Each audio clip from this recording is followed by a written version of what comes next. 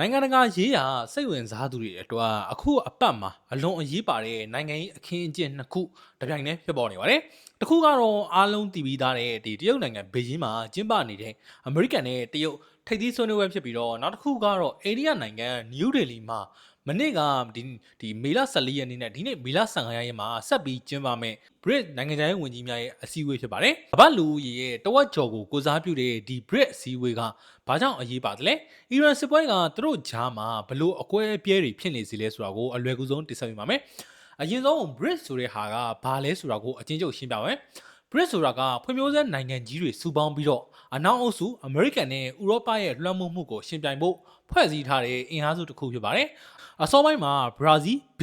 ရုရှား R ဒီအိန္ဒိယ I တရုတ် China C နဲ့ဒီတောင်အာဖရိက South Africa စတဲ့ဒီနိုင်ငံ9နိုင်ငံရဲ့နာမည်ရှိစကားလုံးတွေကိုယူပြီး BRICS လို့ခေါ်ခဲ့တာပါဒါပေမဲ့နောက်ပိုင်းမှာ Egypt, Ethiopia, Iran နဲ့ UAE တို့ကအဖွဲ့ဝင်အသစ်တွေအဖြစ်ထပ်ပြီးပါဝင်လာခဲ့သလိုအခုနှစ်2025ခုနှစ်ဇန်နဝါရီလမှာအင်ဒိုနီးရှားကလည်းအဖွဲ့ဝင်ဖြစ်လာခဲ့ပါတယ်။ဆော်ဒီကတော့တရားဝင်ပါဝင်လာခြင်းမရှိသေးပါဘူး။ဒီအဖွဲ့ကြီးကနှစ်စဉ်ထိပ်သီးအစည်းအဝေးတွေကျင်းပလေ့ရှိပြီးတော့အခုအိန္ဒိယမှာလုပ်နေတဲ့အစည်းအဝေးကတော့လာမယ့်စက်တင်ဘာလမှာကျင်းပမယ့်အဓိကထိပ်သီးဆွေးနွေးပွဲကြီးအတွက်ကြိုပြီးတော့ပြင်ဆင်တဲ့နိုင်ငံခြားရေးဝန်ကြီးတွေအဆင့်အစည်းအဝေးဖြစ်ပါတယ်။ဒီအစည်းအဝေးကိုရုရှားနိုင်ငံခြားရေးဝန်ကြီး Sergei Lavrov အပါအဝင်ဒီအဖွဲ့ဝင်နိုင်ငံတွေကဝန်ကြီးတွေအသီးသီးတက်ရောက်ကြမှာဖြစ်ပါတယ်။ဒါပေမဲ့တရုတ်ကတော့ဒီတရုတ်နိုင်ငံခြားရေးဝန်ကြီးဝမ်ယီကဘေဂျင်းမှာအမေရိကန်သမ္မတဒေါ်နယ်ထရန့်ရောက်နေလို့မလာနိုင်တဲ့အတွက်အိန္ဒိယနိုင်ငံဆိုင်ရာတရုတ်တန်အမတ်ကပဲကိုစားပြုတက်ရောက်မှာဖြစ်ပါတယ်။အီရန်နိုင်ငံခြားရေးဝန်ကြီးအာရာချီကတော့နယူးဒေလီကိုရောက်ရှိနေပြီဖြစ်ပါတယ်။ဒီအစည်းအဝေးရဲ့တရားဝင်ခေါင်းစဉ်ကတော့ကျန်းမာရေးနဲ့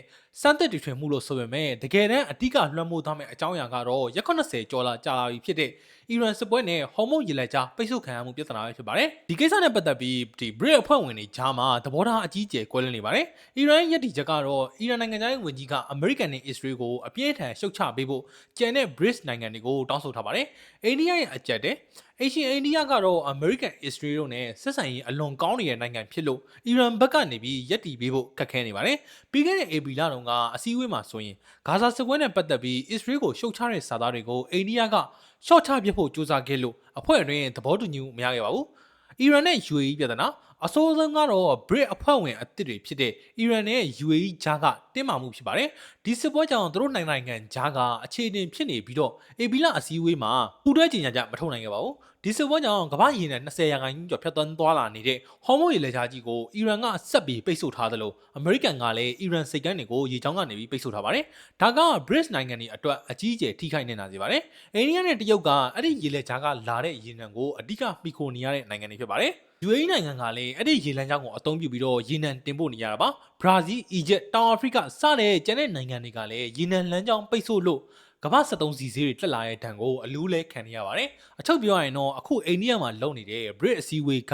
စီးပွားရေးပူးပေါင်းဖို့ဖွဲ့စည်းထားတဲ့အဖွဲ့အကြီးကနိုင်ငံရေးနဲ့စီးရေးအကြက်တွေကြောင့်စီလုံးမှုပြိုကွဲနေတယ်ဆိုတာကိုမြင်တွေ့ရမယ့်ပွဲဖြစ်ပါတယ်။နိုင်ငံရေးလှလာသုံးသက်သူတွေရဲ့အဆိုအရတော့ဒီအစည်းအဝေးကအီရန်ကိုထောက်ခံတဲ့ဒါမှမဟုတ်အမေရိကန်ကိုရှုတ်ချတဲ့ဘုံသဘောတူညီချက်တစ်ခုရလာဖို့တော့အလွန်ကိုခက်ခဲလိမ့်မယ်လို့သုံးသပ်ထားပါတယ်။တစ်ချိန်တည်းတစ်ပိုင်းထဲမှာပဲဘေဂျင်းမှာရောက်နေတဲ့သမ္မတထရန့်ကလည်းအီရန်စစ်ပွဲကိုရပ်တန့်ဖို့တရုတ်ကိုဒီဖိအားပေးညှိနှိုင်းနေရမလို့15ရက်နေ့ပြီးရင်ကမ္ဘာနိုင်ငံအပြောင်းအလဲတွေအများကြီးဖြစ်လာနိုင်ပါတယ်။နောက်ထပ်ထူးခြားတဲ့သတင်းတွေရှိရင်လည်းအချိန်နဲ့တပြင်းညီဆက်ပြီးတင်ဆက်ပေးပါမယ်။ဒီရုပ်သံကိုကျွန်တော်ရဲ့ YouTube Channel ဖြစ်တဲ့ link ခိုင်မှာလည်းအပြည့်အစုံသွားကြည့်နိုင်ပါတယ်။နေ့စဉ်နောက်ဆုံးနိုင်ငံရေးစီးသတင်းတွေကိုဆက်ပြီးသိချင်ကျွန်တော်ရဲ့ Telegram Political ကို join ထားဖို့မပြောနဲ့အားလုံးပဲဘေးကင်းလုံရပါသည်ကျွန်တော်ကတော့ link ခိုင်ပါနောက်ဗီဒီယိုမှာပြန်ပြီးတော့ဆောင်တွေ့ပါခင်ဗျာ။